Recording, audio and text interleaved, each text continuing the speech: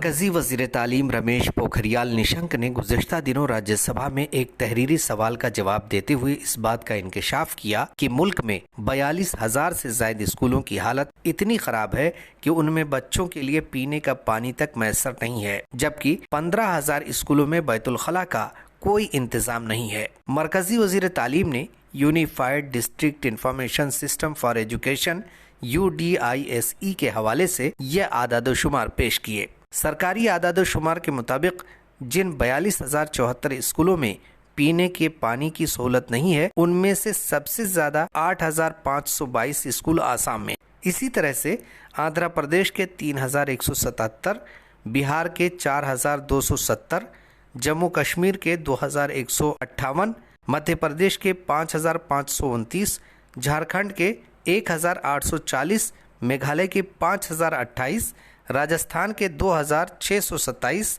اتر پردیش کے 3,368 اور مغربی بنگال کے 1,520 اسکولوں میں پینے کے پانی کی سہولت نہیں ہے۔ اعداد و شمار کے مطابق بچوں کے لیے علیحدہ بیت الخلاء نہ ہونے کے معاملے میں آسام سر فہرست ہے۔ یہاں 13,503 اسکولوں میں بچوں کے لیے علیحدہ بیت الخلاء نہیں ہے۔ اسی طرح بہار کے 9,471، جموں کشمیر کے 1,379، کرناٹک کے 1,519، مدھیہ پردیش کے 5,975، مہاراشٹر کے 1,583، میگھالیہ کے 1,933، اڈیشہ میں 2,484، راجستھان میں 1,061 اور مغربی بنگال میں 2,142 اسکول شامل ہیں۔ اسی طرح بچیوں کے لیے علیحدہ بیت الخلاء کے معاملے میں بھی آسام سر فہرست ہے۔ یہاں 1,183 اسکولوں میں بچیوں کے لیے بیت الخلاء نہیں ہے۔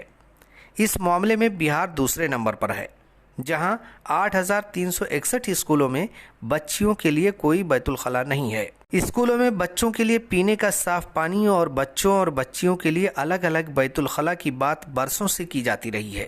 کسی حد تک اس میں کامیابی بھی ملی ہے، لیکن مرکزی وزیر کے ذریعے کیا گیا یہ انکشاف ملک کے اسکولوں میں بنیادی سہولیات کی عدم فراہمی کا واضح ثبوت ہے۔ غور طلب بات یہ ہے کہ اب بھی ملک میں بڑی تعداد میں ایسے اسکول موجود ہیں جن کی کوئی اپنی عمارت نہیں ہے۔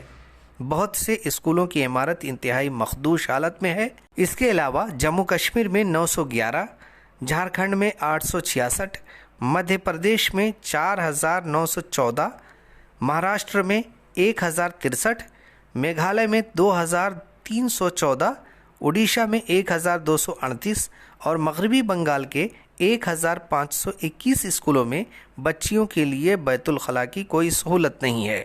اسکولوں میں بنیادی سہولیات کا فقدان عام طور سے دیہی، غریب اور کمزور طبقات کے علاقوں میں ہی نظر آتا ہے۔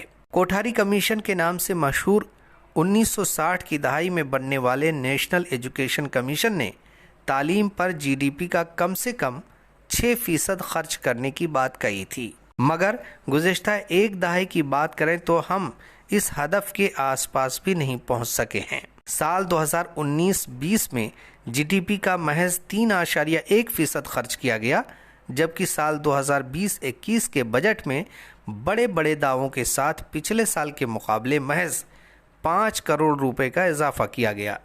اس سے تعلیم کے میدان میں حکومت کے عملی اقدام کا پتہ چلتا ہے۔ اس میں کوئی شک نہیں کہ اس وقت مرکز سمیت بیشتر ریاستوں میں BJP کی راست یا بالواسطہ حکومت ہے۔ جل شکتی، سوچھ بھارت اور ODF یعنی کھلے میں رفع حاجت سے پاک ملک مودی حکومت کا ترجیحی نعرہ رہا ہے۔ ایسے میں اسکولوں میں بنیادی سہولیات کا اس قدر فقدان محض نعروں اور دعووں سے آگے عملی اقدامات کی دعوت دیتا ہے۔ ان کمیوں کو دور نہیں کیا گیا تو ملک میں 100% تعلیم کا خواب ادھورا ہی رہ جائے گا۔